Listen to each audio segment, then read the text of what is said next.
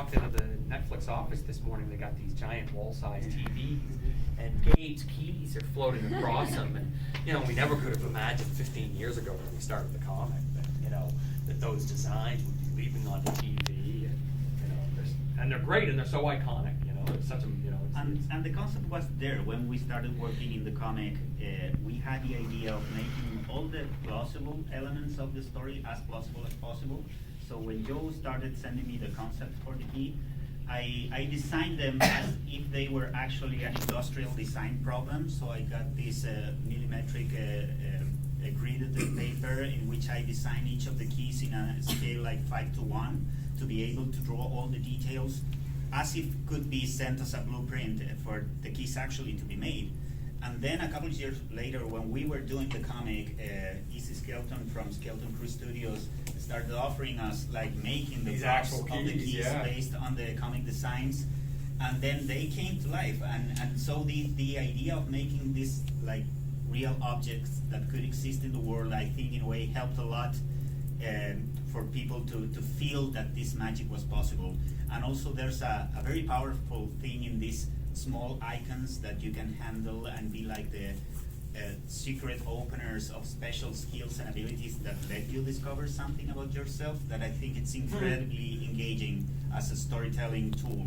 So seeing it come to life through the hands and minds of other creators and making them work so wonderfully on screen in the show, it's really it's literally a dream come true. That when you realize that all the effort and thought that we put on that when we conceived the story and figure out that even breathing it to another medium, it still works and it's still magic and fresh and appealing, it's really a great experience to behold. And in addition to these keys that we just saw, the ones that have been established in the comic, we also have a brand new key, the mirror key. So Carlton and Meredith, can you guys tell me a little bit about that and how you all collaborated together to create that key and how this key works? What are the rules of it? What does it mean? What question does it ask? And how is it grounded in the narrative? The mirror key was a great example of collaboration because there were so many hands in it. We talked with our director, Michael Morris, who I think initially had this idea, because we wanted this great set piece for the end of the pilot in which Nina would need to be trapped. Yeah. So that Bodhi was forced to give the family would have to work So together the to family save would have to one. work together.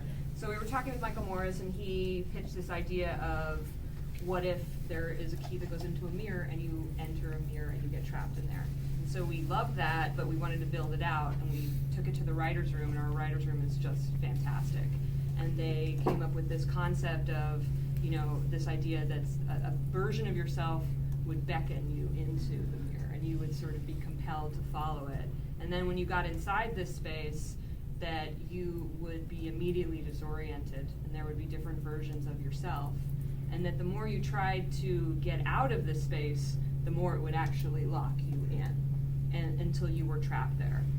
And then we were talking with Joe, and Joe came up with this deliciously disturbing concept, as he often does, that the intention of the key, that this would be sort of the prison of the self, and that this would be a place that you would use to trap your enemies, that you didn't want to actually pull the trigger on yourself. You might just send them to this place. And so when you see the bones and the tricorn hat in the corner, that's presumably a long ago enemy of an enemy of yore that got trapped in there.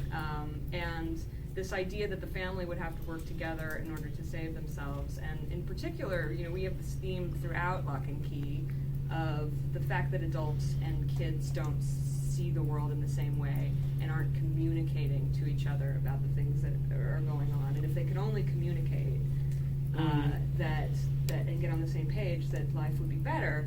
And so we love the idea that when Tyler goes into the mirror with Nina, that their eyes are tricking them, and that they have to listen to the sound of their voices and communicate in order to save each other. And so, using that sort of emotional story, that kind of helped us find this great action sequence that I think works really well. That's an amazing scene, and is one of the points in which you realize, because I remember when we visited the stage in Toronto, that Carlton mentioned that technically to get that scene work on the screen was really, really a hell of a nightmare because you're working with mirrors characters, like putting the camera itself, it's a problem. But then in the way in which it works in the narrative of the episode is so simple and so powerful, and it's such a brief but really a great way to end that episode, that sort of introduce you to the way in which the magic of the keys work, how it works with adults and kids, how the people has to get along in order to overcome this difficulty. So there's a lot of like plot and storytelling problems solved in just a single scene that's so seamlessly like solved on the screen. That's really magical. I think the Matchstick Key began as an idea about, how can Sam leave prison in a way that's more interesting than what he did? How can we use the keys in a more interesting way than we did in the comic? Yeah. And I think some of that was just really kind of again, dealing with a different medium, try to come up with visceral solutions. I mean, I love when Gabriel talks about comics as this sort of series of static images, and then you can look at multiple ones at a time, and you kind of process that narratively differently than you do the linear progression of, in the old days, 24 frames of film running through a projector. Now, equivalent of 30 frames of video, but everything it's a linear storytelling methodology and a very visual one. And so the idea of lighting something on fire and burning your way out of a place seemed really visceral and dramatic in a way that was a good translation of the essence of what was told in the story that these guys told. Also as a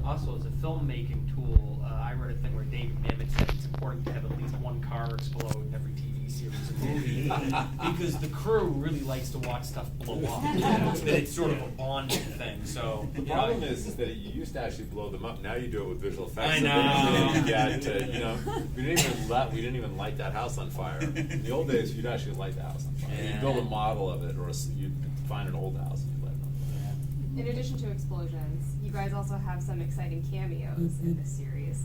The first that I'd love to touch on is, Joe, you mentioned the Savini Squad, which introduces some of our beloved comic characters, including Scott Cavendish. And they're named after the famous movie makeup artist Tom Savini. And we heard that he makes a cameo in the show. Yeah. So we're gonna check that out. Yeah.